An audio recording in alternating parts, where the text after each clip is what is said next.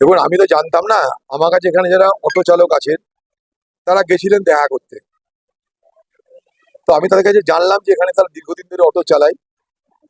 এই অটো চালানোর বিনিময়ে তারা রুটি রুজি করে, সংসার চালায়।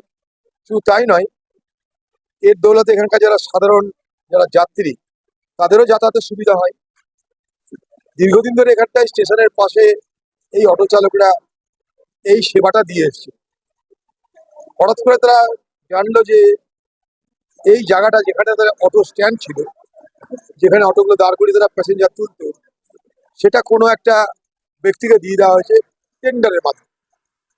এবং দিয়ে দেওয়াই শুধু হয়নি, সেই জায়গাটাকে ঘিরে নিয়ে এতদিন ধরে যারা অটো চালাচ্ছে তাদেরকে বলছে তোমাদের এখানটায় আর দাঁড়াতে দেওয়া হবে না। পরিণাম কি হতে পারে? এর পরিণাম হচ্ছে এতগুলো অটো চালক যারা মাসের পর মাস, বছরের পর বছর এখান থেকে করেছে, সংসার চালিয়েছে, তারা রাতারাতি বেকার হয়ে যাচ্ছে।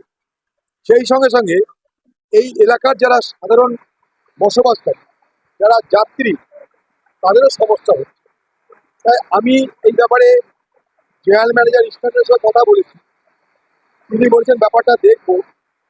তারপরে এখান থেকে শুনলাম তাদেরকে একদমই দাঁড়াতে দেওয়া হচ্ছে না। তাই নিজে একবার দেখতে এলাম। এখানে দেখতে এসে আমি রেলের বড় বড় অফিসারদের সাথে কথা বললাম। আগামী দিন যাতে একটা শান্তিপূর্ণ সমাধান হয় সে রাস্তায় এগোনোর চেষ্টা করি। না আসলে আসলে বৃষ্টির মধ্যে ভাই